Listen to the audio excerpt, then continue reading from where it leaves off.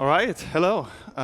Thank you everyone for coming out. Thank you for probably skipping lunch to see me.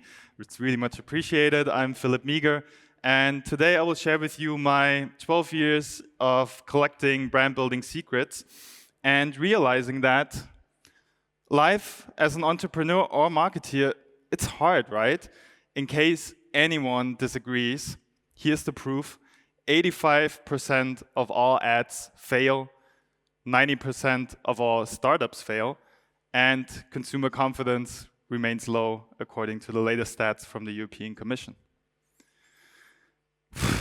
Those numbers, they hit me every time, but sadly, they're true. And before you think about leaving now, trust me, the story gets better. Because what if I can tell you that we're in this together? You don't have to do this alone, and you are not alone. And we can all learn from my mistakes.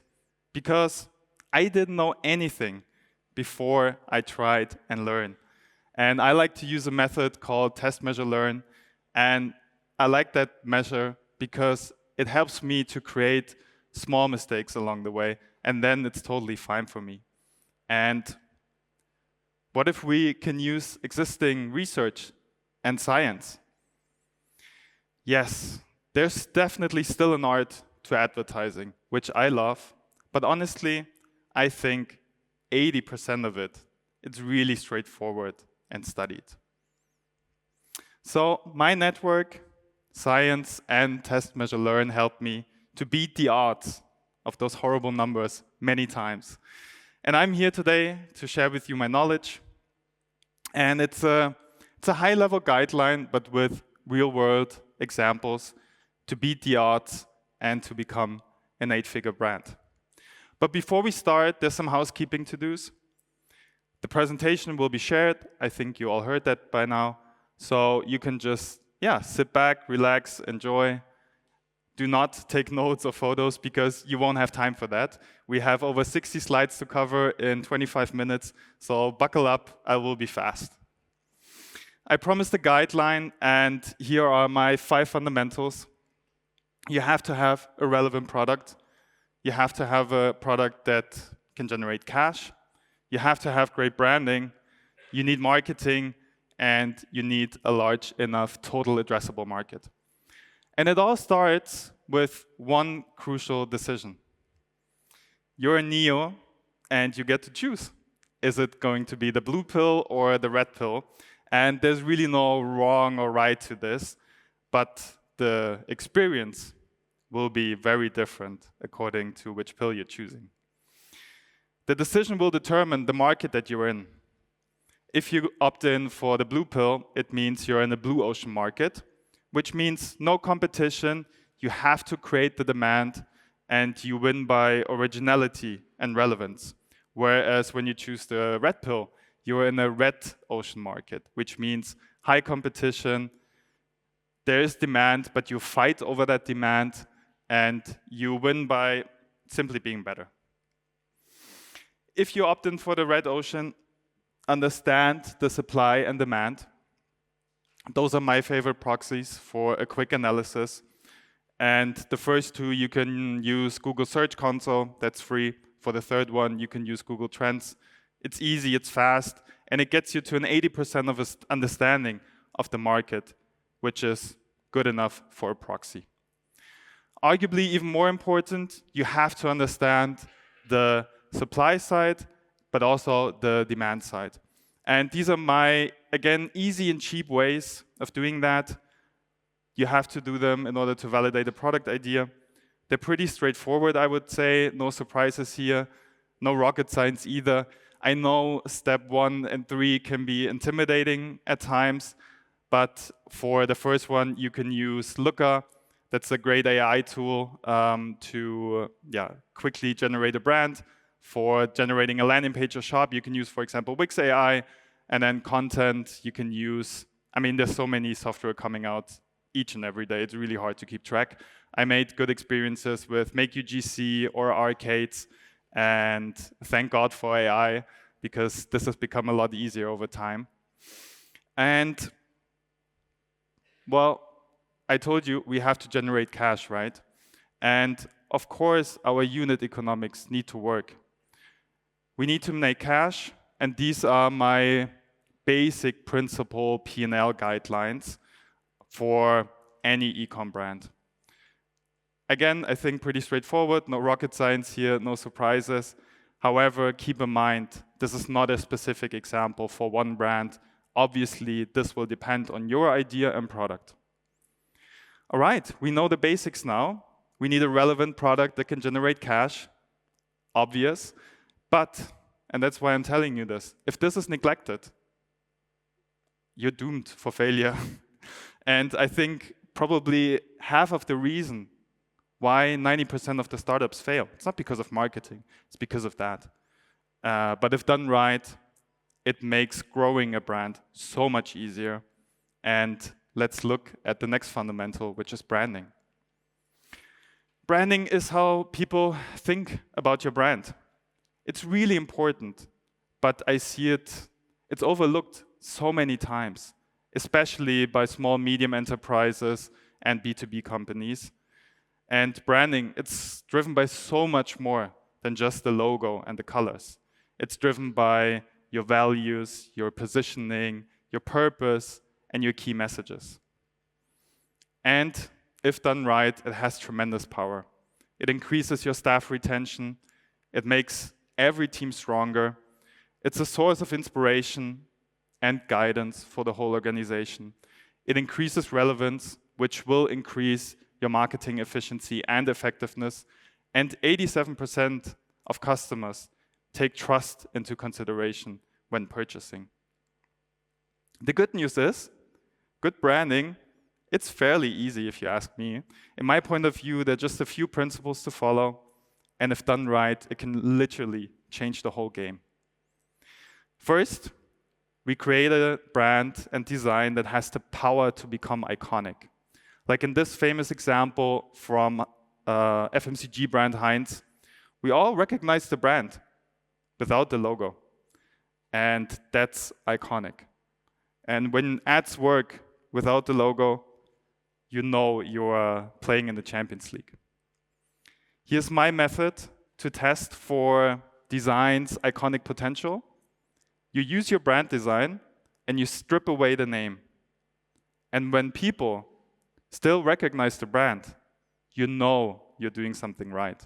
We all recognize this brand, obviously, but it is especially important for smaller brands as well, because you need to avoid what I call the sea of sameness. You have to break through the clutter.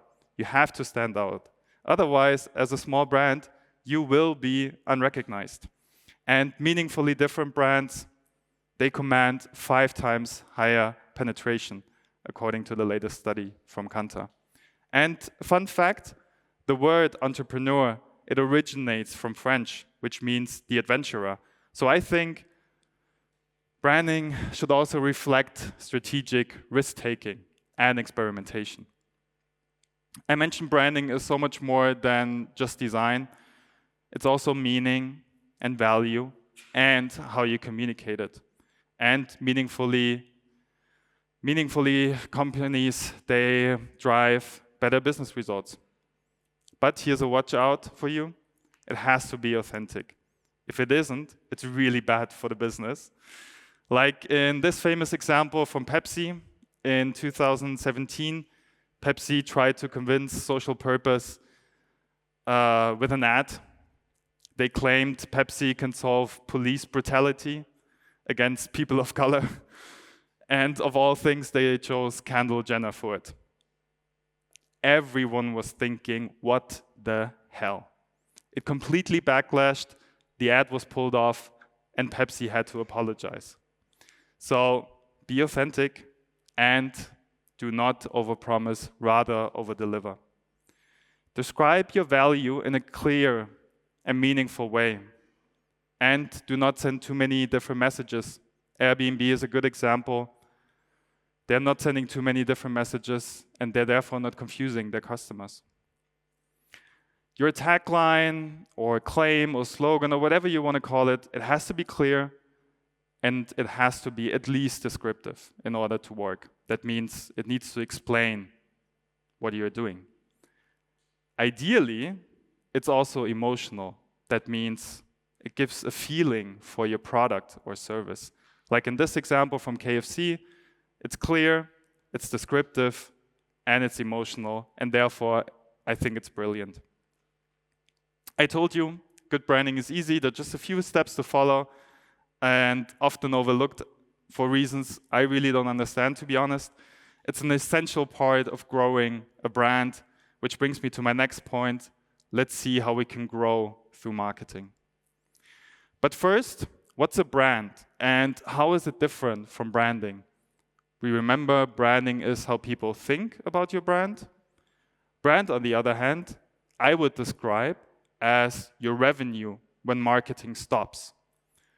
It's the baseline revenue when you stop advertising, when you cancel all promotions, no new product launches. It's a baseline revenue, and therefore it's the most effective and efficient marketing. And it doesn't stop there. There's an even more benefits to a brand. It attracts better customers, it drives higher quality purchases and higher lifetime value. Every brand I worked for so far, I've seen this concept happening, and therefore it drives long-term growth. Brand also increases margins through lower price sensitivity. Think of all your favorite big brands. They can all enforce higher prices than their competitors, and therefore they have true pricing power. And all VC money, all cash, all talent, every technology, it's short-lived, volatile, and you have to share it with your competitors. Brand, on the other hand, is the only sustainable advantage that you do not have to share with your competitors. It's strong, resilient, and a long-lasting competitive advantage. And I know people are arguing there is no such thing as a sustainable advantage. I say there is, and it's branding. And in case you were wondering, no, people researching online does not replace branding. In fact, the research shows us that it's only increasing. It becomes more relevant. So there are a few good reasons for branding, right? I would guess you see it the same way. But let's look at how to pull it off. And here's how I would do it, more or less in chronological order. I would start with what maybe almost feels like cheating. It's that good. Find a well-known, brand-aligned co-founder with a large audience and give him some equity. And you cannot ask for a better jumpstart. It is that good. Also, maybe so obvious, but often underestimated. Invest early on in understanding your top customers and put these customers at the center of every decision. I think senior management should have weekly calls and talks with top customers, and you should use a customer intelligence platform right from the beginning to understand your customers even more. And I can recommend Retention X as an e-commerce brand. Also, make sure to explore beyond your customer base. I use a tool called Answer the Public. To me, it's a good enough proxy at an early stage to understand the market. I use this data then in the next step to dig deeper, and I create hypotheses and I test them. Test, measure, learn, again, is your friend here. Never underestimate the power of a community. Building it is super difficult. These two examples here, Axel Arigato and Gymshark, they've done it brilliantly because they understand that it's about fostering a community, understanding your customers. It's not only about shiny ads and content in this instance. And building a community, it's a great feedback loop for your entire organization with sometimes very humbling experiences. And also it creates word of mouth, which is probably, I would say it's a marketeer's second best friend. We will come to the first best friend later on. Of course, people love good content. In my point of view, there are two possible routes here. You can go the entertainment route, where you provide amusement, and there's two famous examples here, Mr. Beast and Red Bull, pulling it off brilliantly. And then you have an education route, where you improve people's lives, basically. And due to today's algorithm, I would say it's not either or anymore. In order to have the education route working for you, you need to be amusement and you need to have a little bit entertainment in there as well. But simply put, you just have to be exceptional at social media. There's really no way around it. I know it's a saying, but it's just so true. Community and content is more important than ever, and you need to have an engagement rate above platform standards in order to be exceptional. And if you're not good at social media, or your team isn't, or if you don't want to do it, it's one of the few things where I would say outsource it to good talent. It's that important. There's no way around it. And if someone asks you, hey, can we do something viral? I've been there. I've been asked this quite a lot. And I know the feeling. I want to quit my job, or I feel like crying, because it's really hard to plan, right? The good news is there's great research on the topic by now. It makes it a little bit more plannable and less intimidating. So next time your CFO or CEO asks you, hey, let's go viral, watch the TED Talk from Dow. It's a winner and a must-watch for every marketeer. Creativity, in the end, it will make the difference for you as a brand. Think about it this way. All media is completely basic. Everyone can buy media. It's something you share with your competitors. Creativity, on the other hand, it can set you apart from competition. And there's not a lot of things that can do that. And I've seen the biggest shifts in effectiveness through content and creativity, and rarely through media. And let me share with you a few examples why I think that is. In branding, emotional advertising always works better than rational advertising. So make sure to advertise to evoke emotional responses. That's good. Any emotion is good. Because emotion, it drives attention, it drives better processing, and it drives, therefore, better memory. Another hack, contextual ads also always perform better. They're better liked and better remembered. And I think that's quite literally the essence of marketing, being liked and remembered, right? And if the context is positive, it creates even higher impact. And I think there's another secret to this ad. It disrupts our expectations.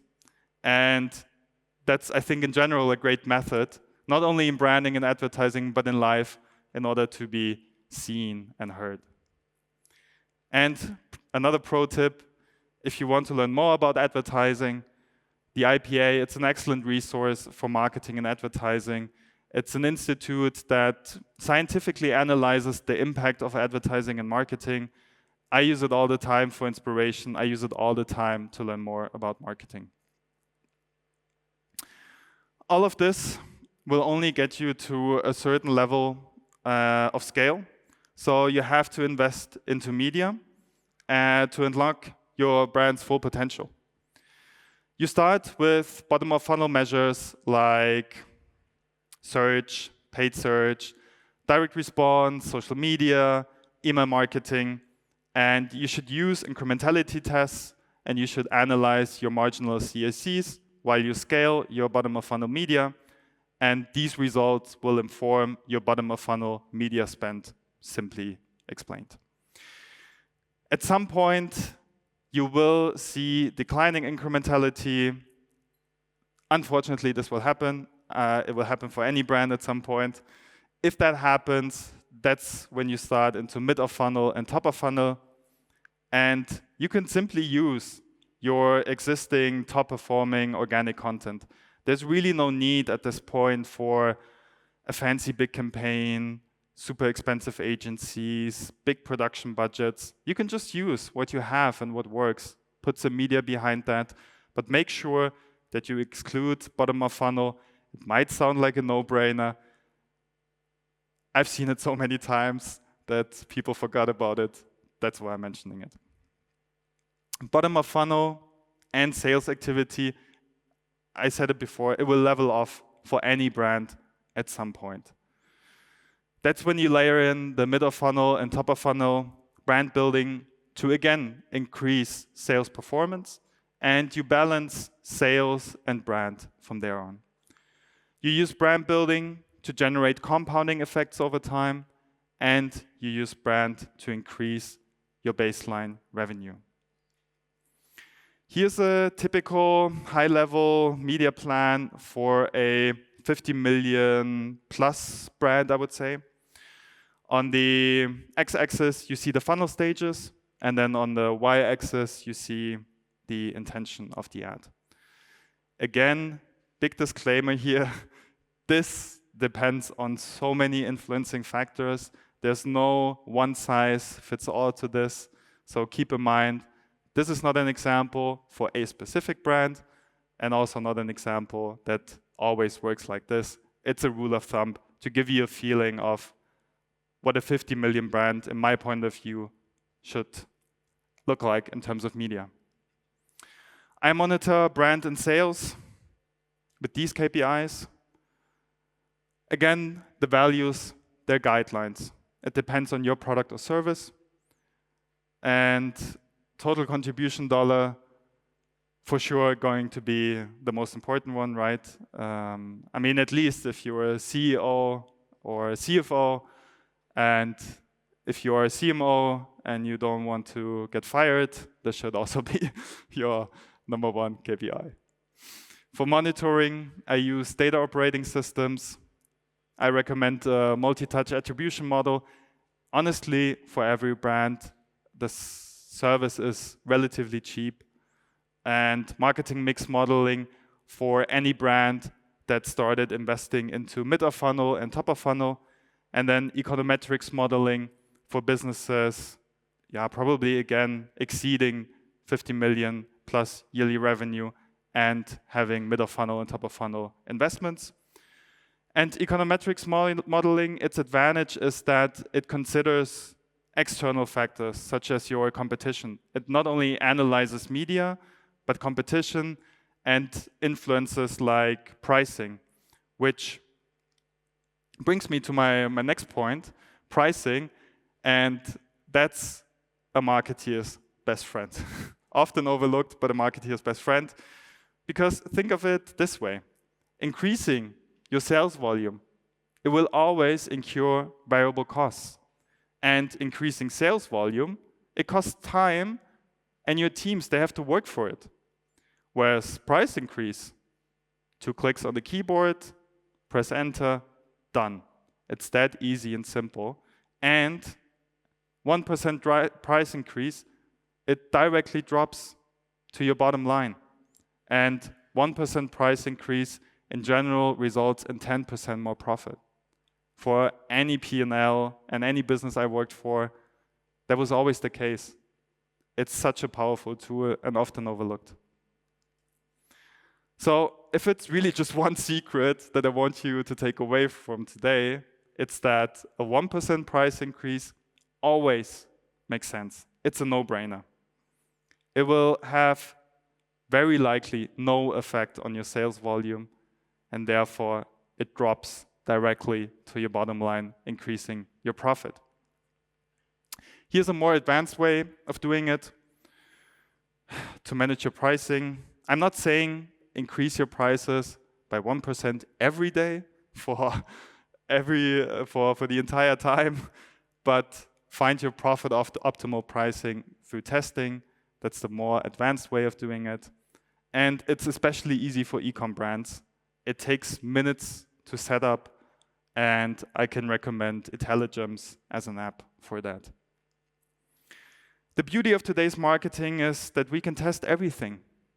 I mentioned in the beginning, test, measure, learn. I'm a really big advocate for that. And this way, we can just swing smart before swinging big. And that's fundamental for growing. And here are the most important areas, in my point of view, where testing makes a lot of sense. I'm saying that because I also see organizations testing way too much. Okay, we looked at the most important principles of marketing. Big breath, one more to go. We're almost there. Let's finish by looking at how we can increase our total addressable market, or short, TAM. Most companies, they focus on minor product innovation. And in my point of view, that's a poor way of doing it. Because minor product innovation, it tends to be short-term and sometimes cannibalistic. I think it's far better to launch new sub-brands, like famous example Virgin did, probably almost overshot there a little bit, but they're a good example for extending a brand and the footprint and the reach of the brand through sub-branding, and therefore Virgin, I think, also became quite successful. And remember the blue and red pill? It also gives you a chance to choose again. So maybe this time you want to explore a blue ocean with your sub-brand, or vice versa. In any case, sub-brands, they're an effective way to increase your brand's reach. And Armani shows how sub-brands can extend reach and appeal. Because Armani sub-brands, they not only extended their reach, they influence each other, increasing the overall appeal of the portfolio. Something really clever, because the lower position brands, for example, like Armani Exchange, obviously, they benefit from the higher position brands like Armani Privé. There's a positive halo and they benefit from it. But in this case, it also works the other way around. The premium brands, they benefited from the lower brands' more modern and young appeal. And that's quite rare, because usually that is the case. And that's a big watch out. I said it before, the premium sub-brands or products, yes, they usually benefit the overall portfolio. But the lower position sub-brands or products, they can be dangerous, because these lower position brands, they can negatively affect the overall portfolio. Sometimes so strong that the gained reach from the sub-brands cannot make up for it. It's really dangerous. And also important, every brand, they have their unique elasticity. It's a complete fallacy to think, it's just a brand and the brand attracts the customers, or I can put my logo on any product, it will work. New products and categories, they have to fit to the brand. And even the branding gurus from Red Bull, they fell into the trap. They got it wrong with their first attempt of Red Bull Cola, and it completely failed. Less risky and also a no-brainer, expand early into offline. As an online brand in Germany, you're only addressing 13% of your total addressable market if you stay online. And that's because 87% of all retail sales are offline. And whereas online platforms sometimes cannibalize each other, right? So if you're having an online store and you start Amazon, you start Otto or Zalando, obviously there will be cannibalization. Whereas online and offline buyers, they still complement each other, and therefore creating real incremental sales impact. So going offline, it's probably the biggest lever for your total addressable market. And there we have it, the 5 fundamentals and guidelines, sprinkled with a little bit of secrets for 8-figure growth. If you want to deep dive on any of this QR code will take you to my LinkedIn. Thanks for coping with the GIF overload and speed of the presentation. The GIFs probably revealed my age or generation. Yeah, sorry for being old school, guilty of it. I'm not sure if we have a little bit of time for Q&A. We unfortunately We don't? Okay, so thank you all for coming out. It's been a pleasure. If you want to reach out, I'm here for questions, and this is my LinkedIn.